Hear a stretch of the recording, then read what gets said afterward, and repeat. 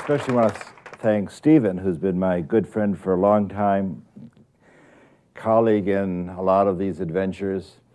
The remote viewing that I'm interested in talking about is our ability to expand our awareness to describe and experience what's happening at a distant place or a distant time.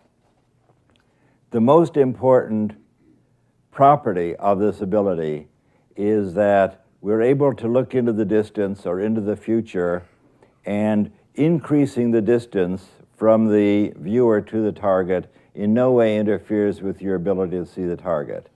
It's no harder to see something 10,000 miles away in Soviet Siberia than it is across the street. An experiment you can do that makes this very clear is if you have a friend that you want to share telepathic experiences with, you can put your head right next to your friend's head, hold an image of something real or imaginary, and invite your friend to describe the image that you're holding.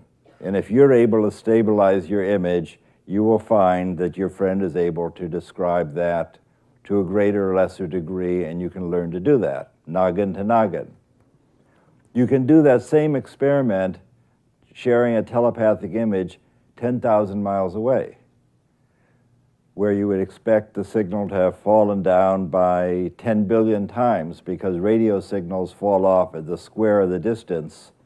And as you go from a foot away to 1,000,000 feet away, you would expect the signal to fall down by the square of 1,000,000, 10 to the 12th times. As Sagan would say, billions and billions of diminutions in the signal, and that doesn't happen. We don't know a lot about psychic abilities.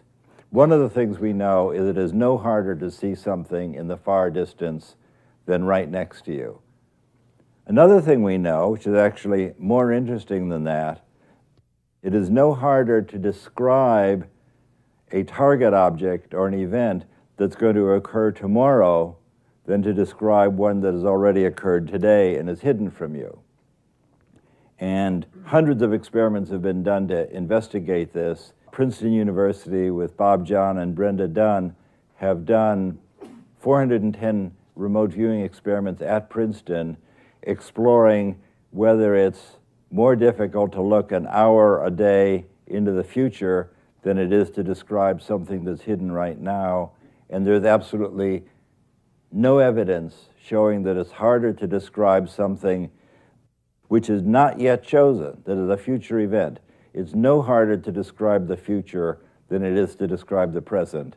And those two facts are not disputed. Parapsychologists are a very contentious lot, and we find many, many different things to argue about. But we agree that it's no harder to look into the distance than into the near proximity. It's no harder to describe what's going to happen tomorrow than it's going to happen today. We would call such a phenomena a non-local ability, a non-local phenomena. Now, the idea of non-locality is not a metaphysical principle. This comes to us from the most interesting research currently being done in modern physics. Modern physics is interested in describing experiments that occur in the world. The idea of non-locality, as it's described in modern physics, says that many things that appear to be physically separated by time and space are actually connected to one another. Now, physicists hate this idea. If I'm doing an experiment in Virginia Beach, and I'm in real life, I'm a laser physicist before I became a mystic. So I've spent thousands and thousands of hours standing at a laboratory table doing stuff with lasers and mirrors and plasmas and optics. And I would like to believe that if I have the stuff on the table in front of me, I'm pretty much in control of my experiment. I don't want to have to worry about what's going on down at the NASA facility in Hampton, Virginia, or what the people in Washington are doing. I'd like to feel that it's under local management, that if I have an experiment on my table, I'm running the experiment. That's what physicists like to believe. And physicists are an arrogant bunch. They like to feel that they're in control of their experiments. So it's very disappointing to a lot of physicists to discover that we live in a non-local world. Henry Stapp, the chairman of the physics department of the University of California, said recently that the discovery of non-locality is probably the most important discovery in all of science. And that's because it is a discovery that so countervenes our ordinary understanding of the reality in which we live that it causes us to rethink a great deal of what we've taken for granted.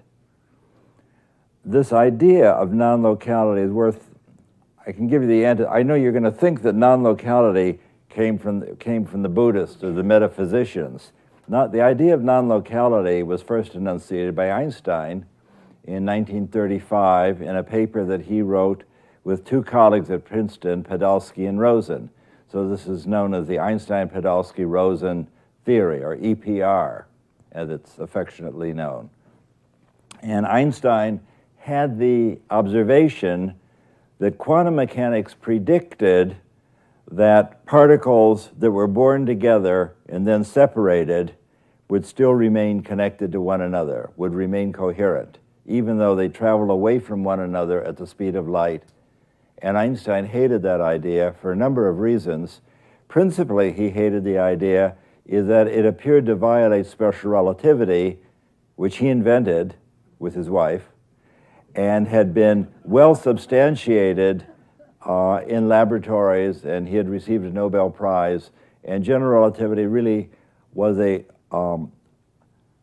integral part of modern physics. There couldn't be anything wrong with it. It's geometrically shown to be right, yet quantum mechanics predicted that there is this anomalous connection between things traveling away from each other at the speed of light. That's why it was initially called the EPR paradox. And that's the way things were until 1969, when two researchers at the University of California, Friedman and Clauser, did the experiment on a tabletop. They sent photons from an experiment in opposite directions, turned the polarizer on the left to catch the photons, and an observation was made that the photons on the right had apparently changed. This is a shocking result. They said, well, maybe they're just not far enough apart. So I'll run to the conclusion. In 1988, Nicholas Geeson at the University of Geneva did the experiment off the tabletop, making use of the wonderful fiber optics phone lines in Switzerland.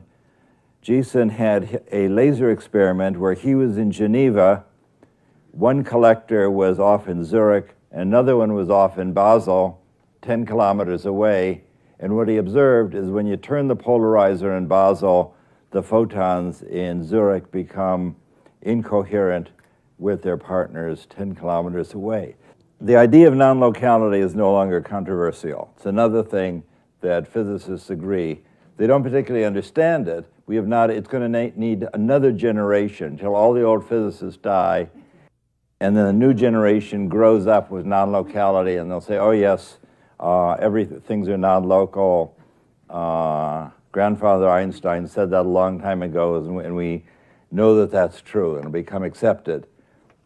The uses of psychic abilities really depend on what your goals are. There are many interesting things you can do with psychic abilities.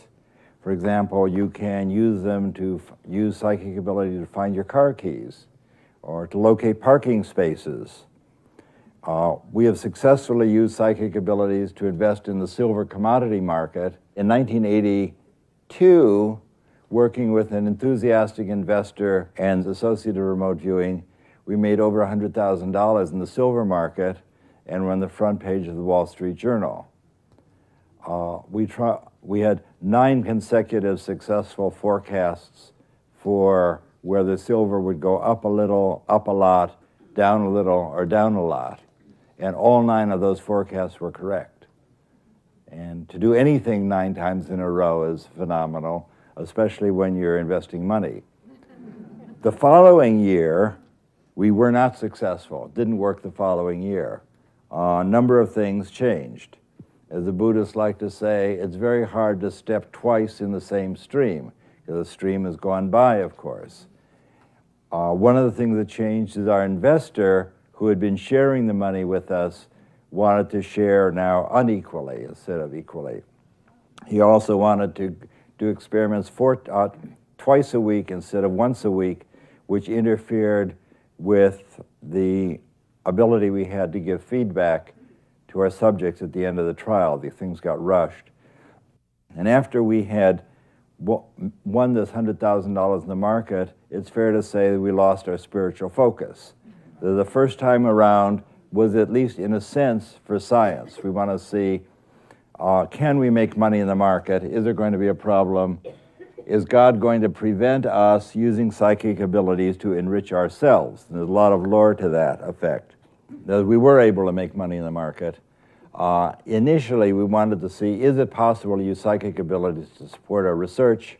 The second time round, since we had done this without error, our focus was, as Hal said, are we going to pull the silver market? Are we going to make so many billions of dollars that the whole silver trading scheme won't work anymore? The market will collapse or something. Anyway, we didn't have to face that because our silver forecasting was not successful the following year. Or in my opinion, the most important thing you can do with psychic abilities is to discover who you are, to do research into who is here, who is investigating the question, and who wants to know. To use the ability not so much to enrich yourself, but for self-inquiry, self-liberation, and to expand your awareness. And I'll talk about those possibilities. In addition to looking out into the distance and looking into the future, psychic abilities have been used to diagnose illness. And several books have been written on that ability. And probably the most interesting thing that I'm finding about psychic diagnosis is that it's shockingly more easy than remote viewing, little known fact. I've been doing experiments where my teacher will come and give me a number of envelopes containing file cards, and the file card has a description. Each file card has the description of a person who has some illness or something the matter with them. I'll pick up an envelope and then try and describe what that person looks like. This is a kind of a cold reading that sounds very familiar to most of you, I'm sure. It's a rundown. Silva Mind Control did this successfully. S did this successfully. And the reason they do it successfully is that it's anomalously easy to do.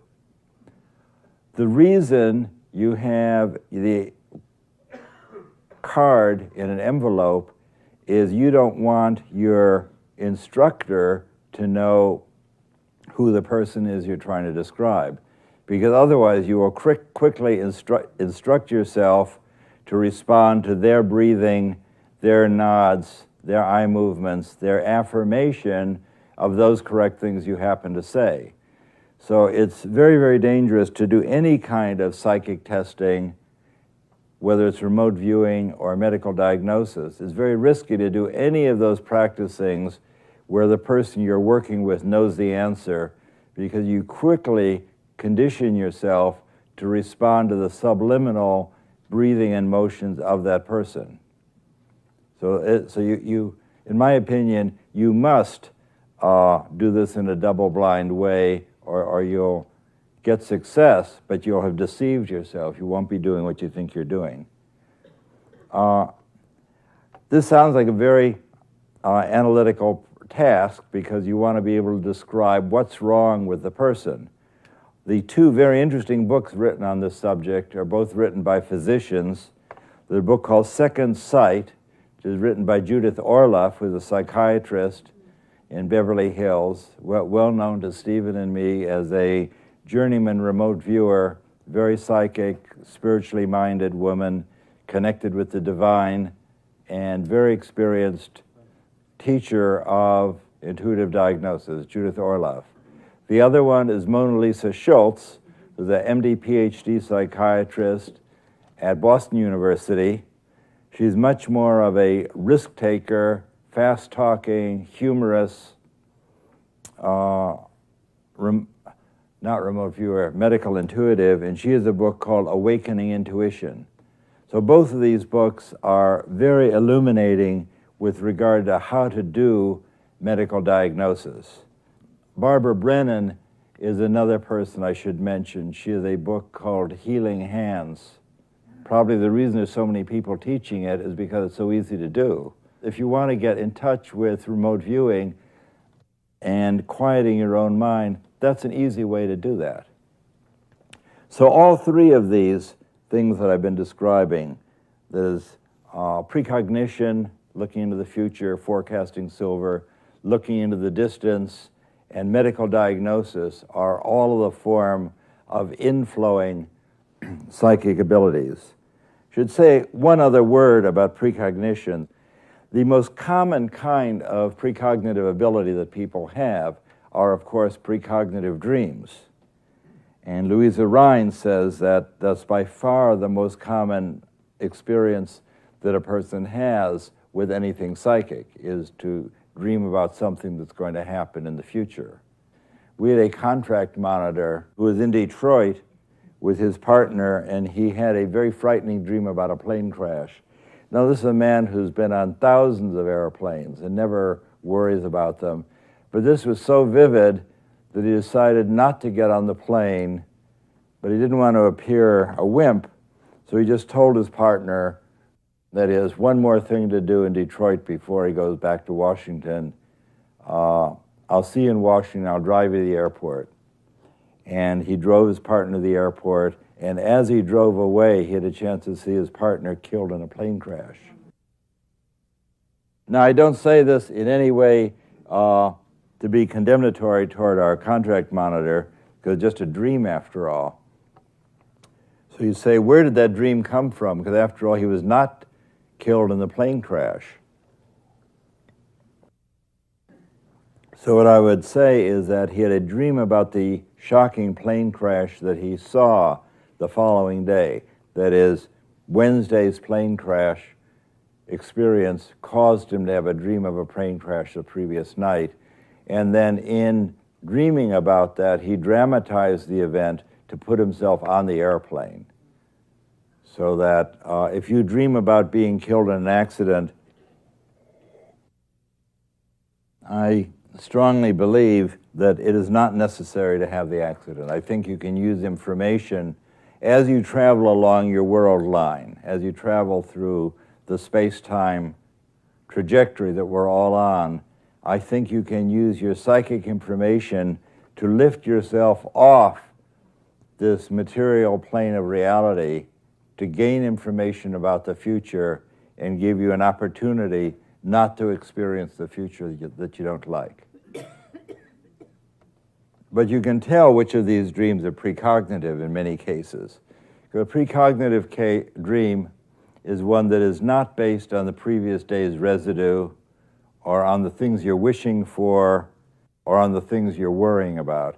For example, if you have a dream that you failed an examination and in fact you have not studied for the exam, we would not consider that a precognitive dream. But if you have a dream that is bizarre, contains elements that are not part of your ordinary life, things that you don't normally think about, or a dream that is extraordinarily crystal clear, dream people like to call this dreams of preternatural clarity, then we would say that that dream might be precognitive. So dreams that are your ordinary anxiety dreams that we have our share of, and dreams that have residue from the previous day, of which we have many, these dreams are generally not precognitive. It's the surprising, unusual, bizarre, unusually clear dreams that often are precognitive. And you can learn to recognize them. And very good training is if you think you're having a precognitive dream, you should tell somebody about it or write it down. Because the way this precognition game is played, the remote viewing game is played, is if you don't tell anybody about it, you don't get credit for it. So you have to be willing to go out in advance and describe the dream you had. So we've talked about precognition, looking into the distance, inflowing healing. inflowing medical information. The other aspect of psychic ability that's not been spoken about here before is distant mental influence, where you can outflow your healing intentions. And the data for distant healing is really quite good. My daughter Elizabeth, who died a year ago, was a psychiatrist at California Pacific Medical Center, and her passion was distant mental influence, distant healing. And 2 years ago, she did a landmark experiment where she had people around the United States praying for 60 of her AIDS patients who were very sick. These are San Francisco men who are dying of AIDS. And she divided these in a random protocol into two groups, one group for whom prayers would be said, and the other group who would receive no prayers. And then, with the help of experienced distant healers from many persuasions, Catholic prayer groups, spiritual healers, energy healers, psychic healers of various descriptions, Native Americans, whole variety of different healers. She had 20 different healers praying for her 30 men. So there were 10 healers praying for each of the men. So you're unable to tell which of these strategies actually worked. But she wanted the experiment to work. That was the main thing. And after 10 weeks, the blind was broken, and what she found is that the 30 men in the prayer group had done much better than the controls. The people who had been recipient of distant prayers had fewer opportunistic illnesses, fewer trips to the hospital, fewer days in the hospital, and generally better self-esteem, self-report, highly significant in all those different variables. And she was able to publish these findings in the Western Medical Journal, which is a mainstream medical magazine, and has stimulated further funding for distant healing from the NIH. Because of course, distant healing is much cheaper than putting people in the hospital. So there's great interest in supporting this kind of work. Since then, there have been other experiments done, famous series of experiments done by Randolph Bird at San Francisco General Hospital. He had Catholic prayer group praying for his cardiac patients. There are 300 patients divided into two groups. And again, the people who received the prayers had much better outcomes. And William Harris at the University of St. Louis had a huge study with 1,000 cardiac patients where he had people praying for half of his patients. And this was published in Annals of Internal Medicine.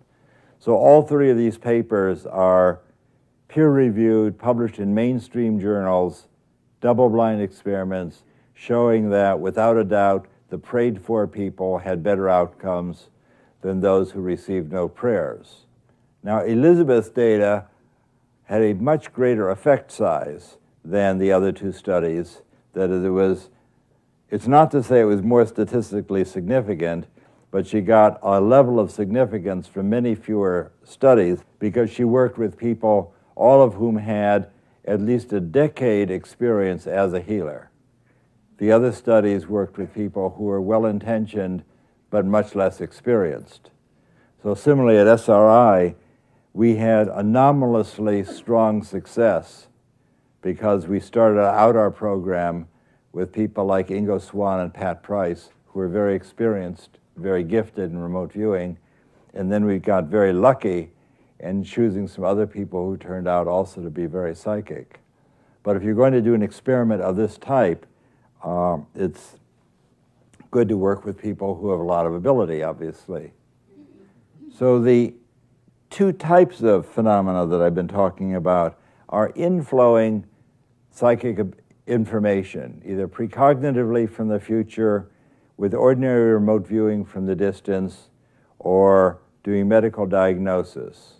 Or you can outflow your healing intention to affect the health of a distant person, to relieve suffering or relieve pain. And the evidence for that is really quite strong now. Between the inflow of information and the outflow of your healing intention has got to be a quiet place between the inflow and the outflow. In that quiet place, you have the opportunity to experience many of the phenomena that the mystics talk about. Jesus talks about the peace that passes understanding, in that quiet where you've learned to reside in order to do remote viewing or medical diagnosis.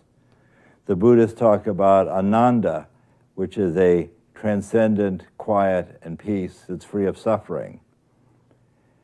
It's as though you found a way to reside in a quiet, loving space. In the Vedas, they say when you quiet your mind, you discover that you have within you the love you're looking for. It's not outside. Carl Sagan spent a lot of time describing how he turned over rocks and looked through his telescope, and everywhere he looked, he could never find God. And I believe that that's because you don't find God in looking through a telescope. And in order to find God, you have to be quiet, which is a thing that Carl Sagan famously could not do.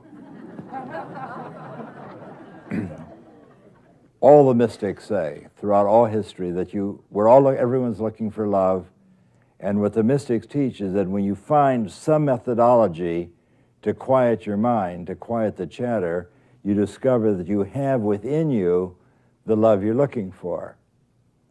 The earliest Vedic teachings, which was 1,000 years before Buddha, the most prevailing, most important teaching was Atman equals Brahman. Atman is your own awareness, your own soul, your own large self.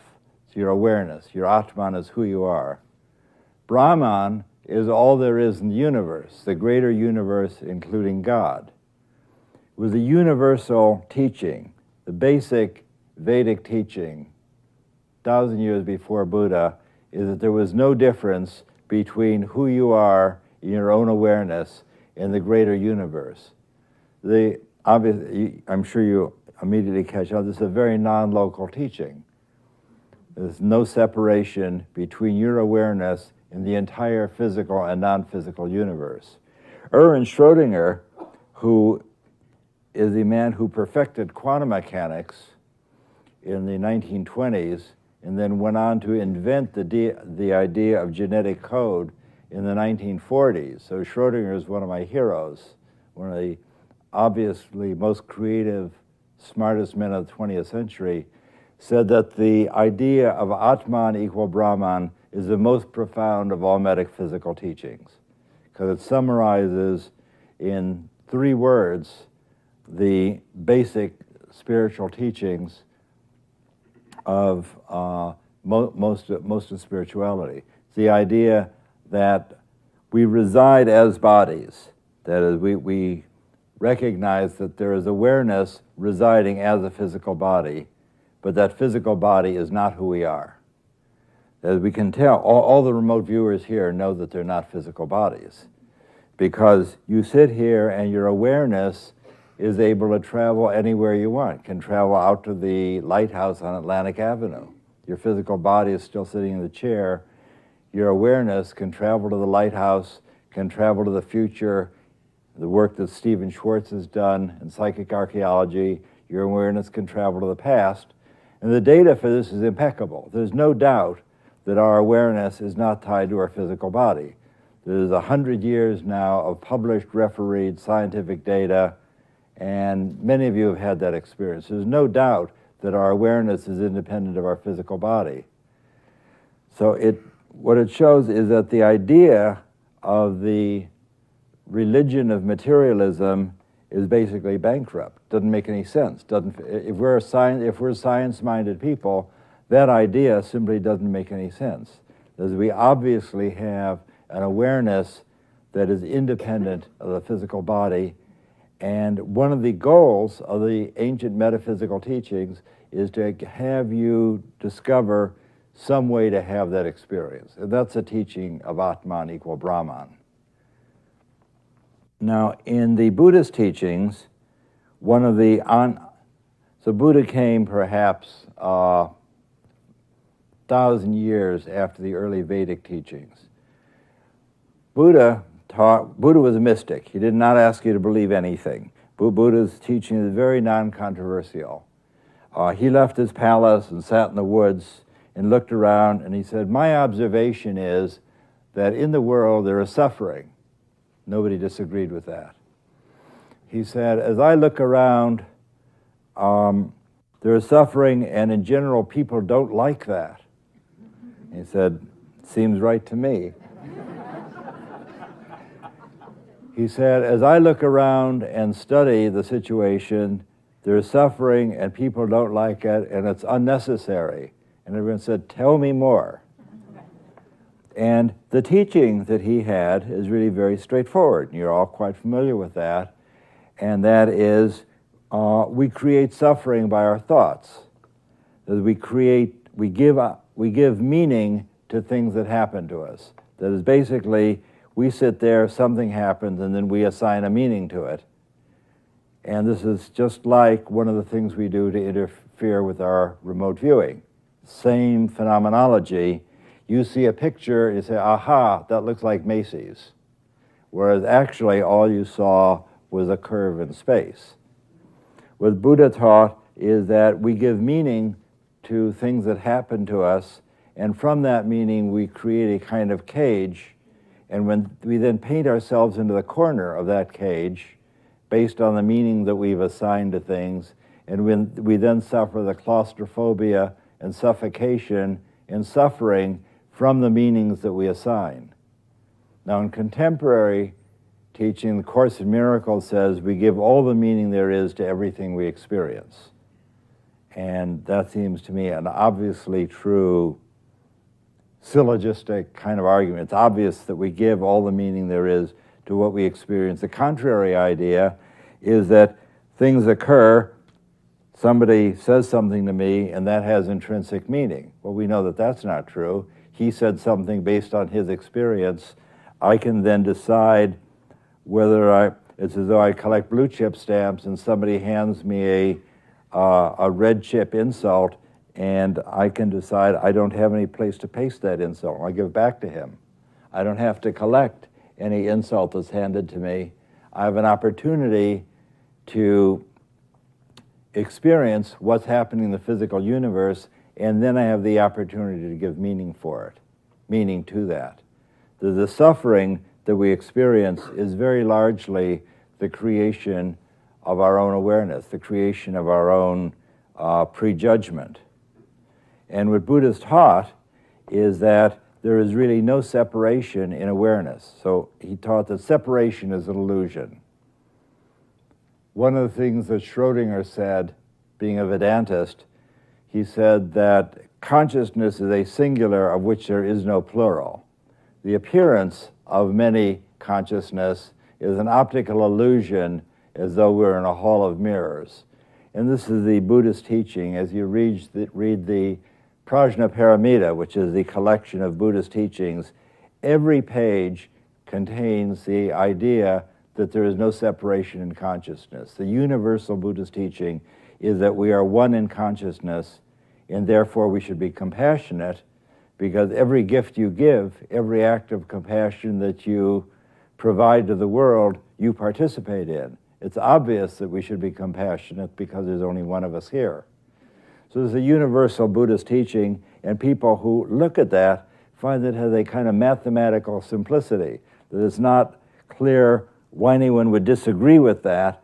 It's not asking you to bow down before a golden statue of Buddha, but it's as though the Buddhists and the people who followed present a kind of geometry of consciousness. They have a dynamic that makes fundamental sense.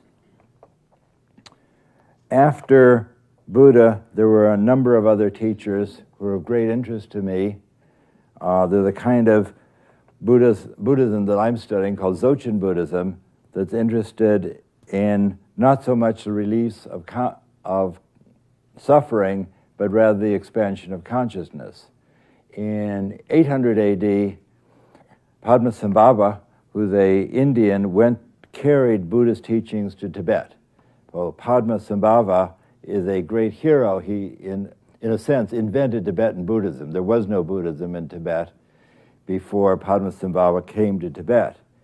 And what he taught is that along with the idea that we give all the meaning there is to what we experience, that our lives are controlled by our conditioned awareness. And he talks about the necessity for recognizing our conditioning, that we've all been betrayed, we've all suffered, we've all been hurt. Everybody's experienced suffering, betrayal, hurt, religious teachings, bad parents, nasty children, crazy bosses. We've all, I will find some way you've had to deal with some crazy person who's conditioned you to recognize that particular kind of craziness, because that's what we've all experienced. And that can condition every subsequent thing we experience and is a source of suffering and creates the prison in which we live unless we can learn to recognize that and not participate in that prison. What the Dzogchen Buddhisms talk about is that we live in a prison of conditioning, but as we begin to wake up, it's not that we escape from the prison, but we discover that it doesn't exist. So it's a very liberating teaching. And the idea is that you trade this conditioned awareness, which is a source of suffering, and you trade that for naked awareness, experiencing things as they are. In Ingo's terminology, Ingo Swan's terminology, you get rid of the analytical overlay. We all live in a world of analytical overlay where we assign meanings to what we experience that interferes with our experiencing it. And the fact that we assign those meanings prevents us from experiencing our lives. That our conditioned awareness is of the form we are worried and guilty about what's happened in the past, and we're frightened about what's going to happen in the future, and as a result of that is that we never get to experience the present.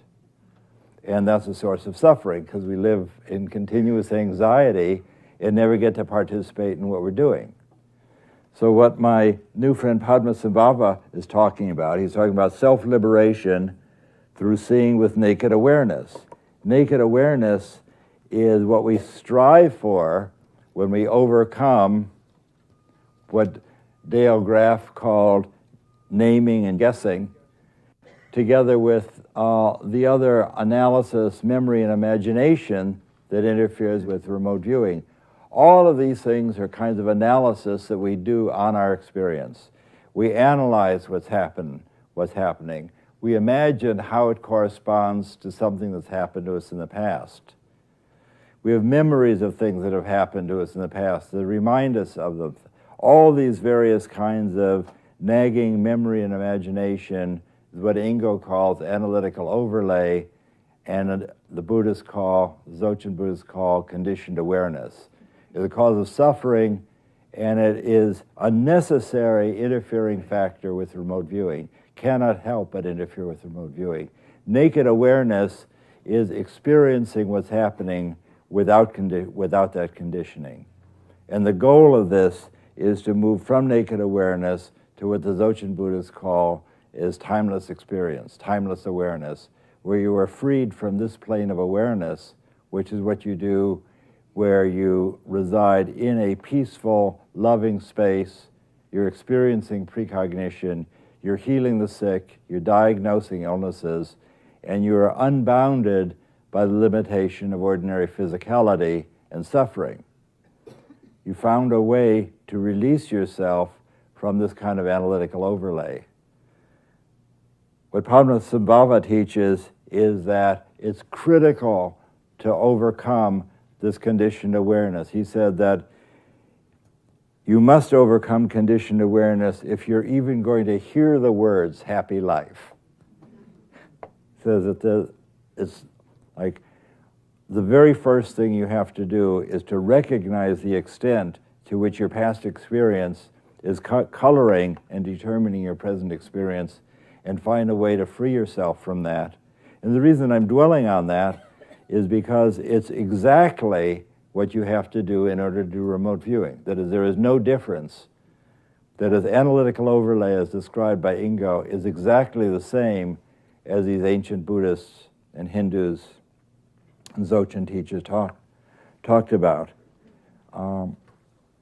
The great teacher of the past, Patanjali, who was only 100 years after Buddha, said that union with God is mind wave quieting. If you can just find a way, that's the very first line of the Sutras of Patanjali. It's another great book written 2,000 years ago that's still in print, called How to Know God by Patanjali, the Sutras of Patanjali. The first line of the Sutras of Patanjali is yoga is mind wave quieting. If you're going to experience God, you've got to stop the chatter. And what he says is that as you stop the chatter, you will find that you are looking into the distance, looking into the future, healing the sick, and diagnosing illnesses. But of course, you don't want to get attached to these experiences. This is just phenomenon. There are many paths you can take that are in the general area of what we call self-improvement. Patanjali, the Dzogchen Buddhists, Padmasambhava, the subsequent people, Longchenpa, who's a much more contemporary 14th century writer, he's the one who most speaks to us. That's my experience in reading Longchenpa's books. They're written in such a way as to present a new experience of consciousness that changes your experience. It transforms the way you experience reality. Very, very magical. In fact, they say, Longchenpa says that the experiences you will have in this path of expanded awareness are magical, limitless, and ineffable. And we physicists always get in trouble when we start to F them, because that doesn't work within our prevailing ontology. But these ancient masters, these Dharma masters, completely understood the phenomenology of what we're trying to do here. This remote viewing is embedded in the Dzogchen teachings. That they understood it, they knew what the problems were, they understood mental noise that interferes with psychic functioning, they understood why it interferes, and they understood how to get rid of it. So I think with that, I will show you some of the slides. So if we could dim the lights. This is a beautiful painting by Ingo Swann illustrating conditioned awareness.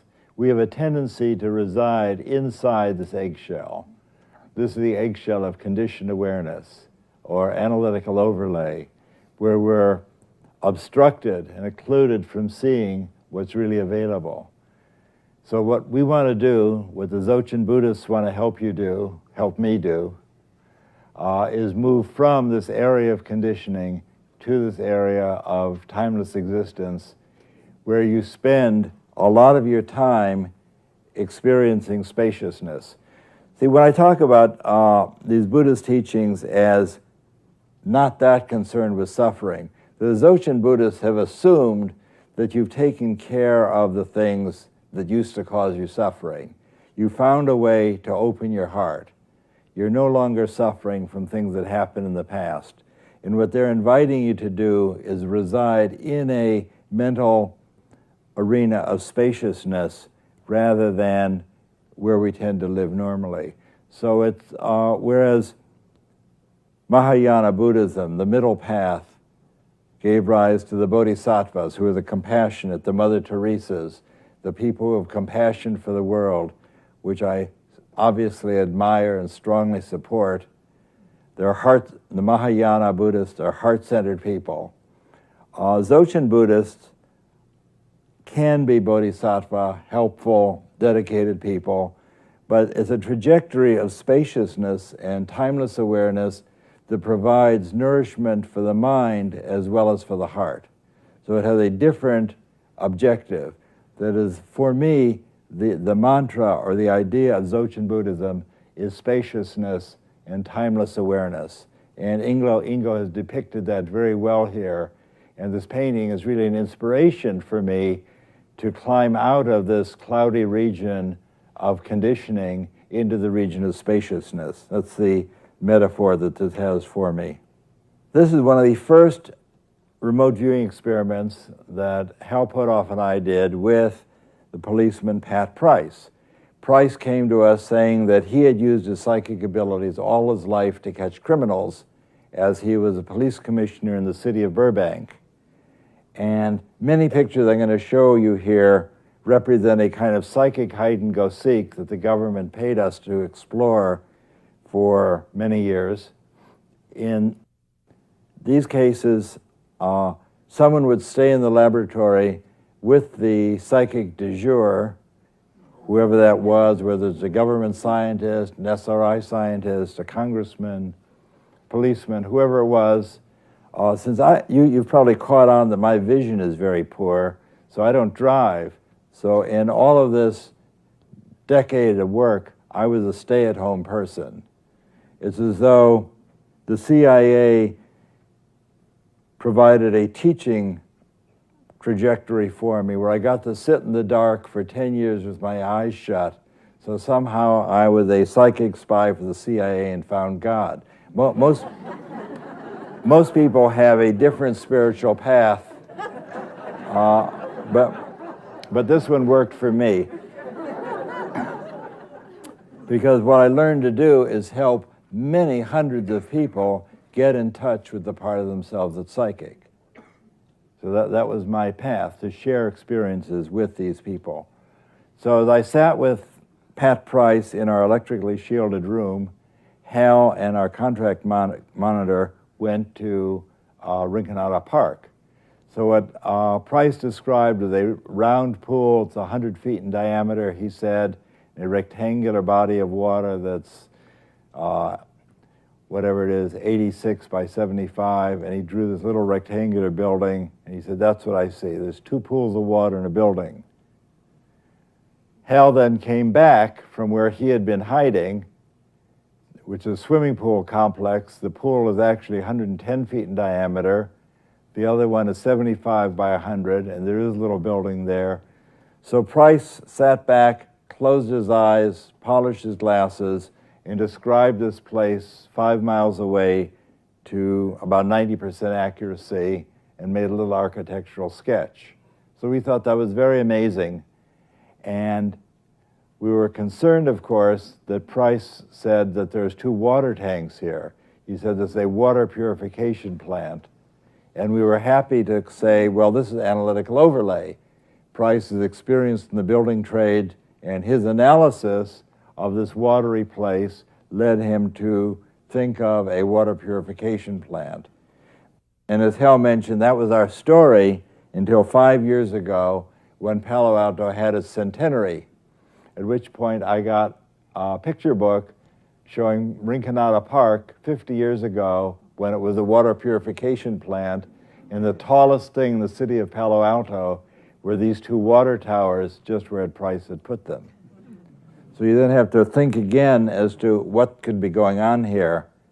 The observable is that Price moved his awareness 5 miles down Rinconada Road to describe this randomly chosen hiding place for our contract monitor, and then he moved his awareness 50 years back up the timeline to describe the most interesting thing that was there. So we learned from that we have to ask our remote viewers, describe where the people are hiding and tell us what it looks like right now. The most famous experiment that we did with Price, and is good for probably a decade of funding, the CIA, Hal and I went to the CIA for funding since we were constantly looking for funding. And John McMahon, who's the courageous head of intelligence at CIA, said, you guys are wasting your time looking at churches and swimming pools in Palo Alto. We have places that really need a description. I will send you an agent with coordinates and see if you can describe what's there. And the CIA man showed up, gave me the coordinates. I went up to our shielded room with Price, and as Hal described, Price closed his eyes and said, I see some kind of complex full of buildings. As I lay on top of one of them in the sunshine, I see a giant crane rolling back and forth over my body. This crane is so big that it has a set of wheels on each side of the building, and he made this little drawing. He had opened his eyes. We took this to the CIA man. He then unrolled this big satellite photograph of the place. It was all secret, of course, and said, "You're apparently looking at the right place. These two greatly resemble each other." Of course, we knew the crane was there all along, so you're really not telling me anything that I didn't know, which is one of the hazards of doing experiments that you'd like to be verifiable. If they verify it, they say you haven't provided any new intelligence. If they don't verify it, they say, "How do we know you're right?" So this is a classic double bind kind of, it's a double bind, not a double blind. So he said, "Well, what are they doing inside this building?" So Price went back and closed his eyes and described the fabrication of a large metal sphere that's being welded together. He said the sphere is 60 feet in diameter, made of thick metal. And a year after that, Price unfortunately died. And 2 years later, satellite photography showed a giant steel sphere being rolled out of this building. And Aviation Week said that the sphere was probably part of a particle beam weapon designed to shoot down the satellites that were taking these pictures. So as a result of that great success, Hal and I got to be the subject of a congressional investigation. So we got to stand in the well of the House of Representatives, just as our last esteemed president got to. And our opportunity was to defend our program to see if there was any security leak that could have given us this information, which no one in the Western world had at the time that we provided it to the CIA. Of course, no security leak was found. Our contract monitors supported our work and told us to press on, which we did for another decade. So this was a success story.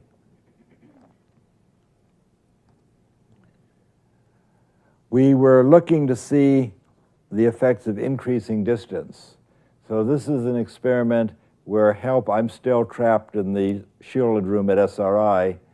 Hal has gone to South America, and Pat Price is the viewer. We're trying to describe each day where Hal has gone, and we're getting no feedback. So each day, Price will say some South American kind of thing. He'll say, "Hal's at the marketplace. Hal's at the volcano. Hal's gone to the seashore. Hal's in a big church." And the next day, Price didn't show up. So and of course, we're getting no feedback, but this is an important, expensive experiment.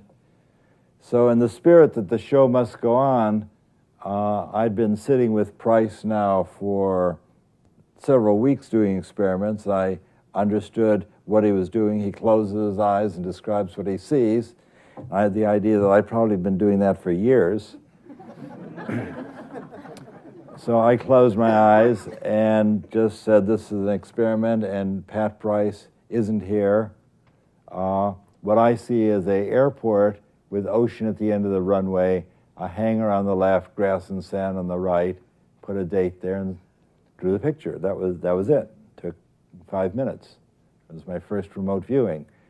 So when I know that, no offense, but I know that there are classes to take in remote viewing that charge thousands of dollars and go on and on for long periods of time. My opinion is that if any of you who's interested in learning remote viewing, if you will find a friend and play this hide-and-go-seek game or do something like this by hiding a small object in a bag, you will be astonished at how easy this is to do.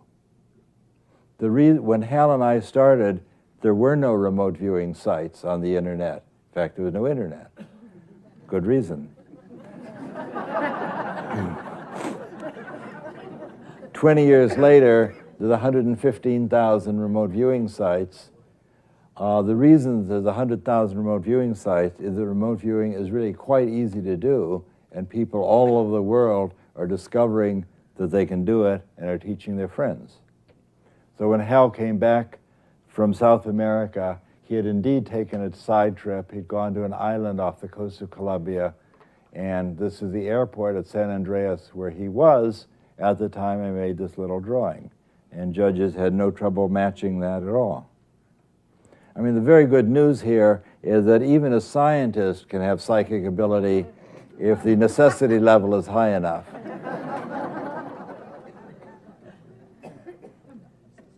Now, with this picture, I'm finally let out of the box, and I'm traveling across the U.S. to different places. And in New Orleans, and chose a target site by throwing a die on the pavement. I know James Spottiswoode won't think that that's an ideal way of choosing targets, but it seemed a little picture book with a dozen places in it, and I just threw a die to choose a place to go, and wound up with the New Orleans Superdome, which I thought was a pretty good target. Meanwhile, Gary Langford, another SRI physicist, was the viewer. Langford had not been an experienced remote viewer, but he was using his psychic abilities as a photo analyst to look at grainy pictures for the intelligence community at SRI and describe what was inside buildings that were represented by a single grain of photographic emulsion. So Langford turned out to be an extremely valuable photo interpreter because he could describe things way beyond what was there. So he heard about our work and said, I think I've been doing that for years. And in an experiment, I stood out here at the New Orleans Superdome creating what Ingo would call telepathic overlay. My contribution was to stand here and be a beacon person, say into my tape recorder, I'm at the New Orleans Superdome, which looks to me nothing so much as like a great flying saucer shining in the noonday sun. Now, how related the problem that created, Gary is sitting in his screen room talking to the monitor, and says, I don't know how to go forward here. I close my eyes, and all I see is this damn UFO. Do you think Russell's been abducted? And the interviewer said, just describe what you see, which is our shibboleth. That's all there are only two or three things you can say to a remote viewer. In general, the first thing you say is, tell me more about whatever it is you've just told me. The other thing you can say is, what are you experiencing that makes you say what you've just said? Those are basically the two non-directive things that you can always say to a remote viewer. They tell me more, and what are you experiencing that makes you say that? Because you're asking them to describe their mental pictures. Since only they know what their pictures are, they can't be wrong in that regard. So you can always encourage the viewer, just tell me about your pictures. You can't be wrong. Only you know what your pictures are. Just describe them. And the phenomenology will take care of itself. I'm going to show you three pictures by Joe McMoneagle. This is the Stanford Art Museum, Joe McMoneagle's very first remote viewing, sitting with me in the laboratory. He described this building. As you see here, Hal told you about this experiment. Joe drew a number of different things around the edge and said that it's basically this building. Joe is the first of these 6 Army officers that we worked with from Fort Meade. I'm eager to show you 2 other pictures of his, because in the work that J.B. Ryan had done at Duke University, people always got worse. There was a decline effect, because people were bored by seeing circles, squares, and stars, and because they always knew what the target was, there was a kind of extinction from analytical overlay. So J.B. Ryan found that people inevitably declined. It's as though Ryan found a way to extinguish ESP in the laboratory, which was not at all what he was trying to do, in addition to setting the basis for scientific parapsychology. In this case, Ed May was the interviewer. Joe was in the laboratory. The CIA man who was testing us said, I'm going to visit 2 places, one at 10 o'clock, one at noon, and then I'll come back. And I don't know where I'm going, but I want to look at your pictures when I return.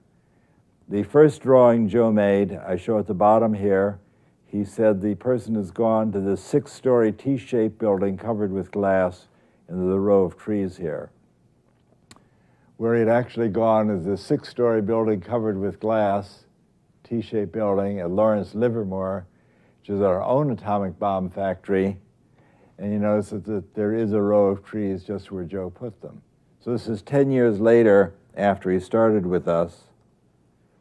The next place the man went to was the Ultima Windmill Farm, 150 miles east of SRI. Joe said, I see foothills, there are tall power poles here, part of an electrical grid. Something is rotating on the top and I can't see what it is. And again, Joe's picture greatly matches the one I show at the top. So 10 years later, Joe has become even more capable than he was at the outset. No decline here. We were asked to find a control subject. We'd worked with Pat Price and Ingo Swann, and CIA wanted to find out how an ordinary person would do. And the ordinary person we chose was a dear friend of mine who's a Life magazine photographer. She promised me that she had not done any psychic things like this before, and our control subject, Hella, turned out to be the most reliable person we had in the program. This was the first trial we did with her that Hal described in detail. It was important for me because this is the first time that I had to sit down with someone who had never done remote viewing and tell them what to do. So in the end of this trial, Hella said, if I look where Hal is standing, I see these squares within squares within squares, which greatly replicates what Hal was seeing at the pedestrian overpass. 10 years later, we were still working with Hella, who was a great technophobe. That is, she luckily didn't have to deal with computers, and it was basically all she could do to change the batteries in her light meter. So one of the targets that we chose for her was the Berkeley Bevatron, which is a particle accelerator at the University of California. So this is in a way a dirty trick to give somebody such a complicated thing. She says, when I close my eyes, what this looks like is some kind of belly button shaped energy expander. And here's the belly button, and the energy comes out here, and it goes over to there. Now what she's actually drawn is this circular energy expander, which is the Berkeley Bevatron, together with the 4 buildings that collect the energy. So it shows that even, and this is all she did, this is her whole output, closing her eyes and describing this immensely complicated thing. And you can see it's even more complicated if you look at the aerial photograph. She then said, let me make a clay model of this thing, as Ingo was doing. And again, you can see her belly button and the 4 beam tubes. So this is, again, a striking example. You remember Hella's a control person, no previous training, came into the program, and was able to show a striking remote viewing.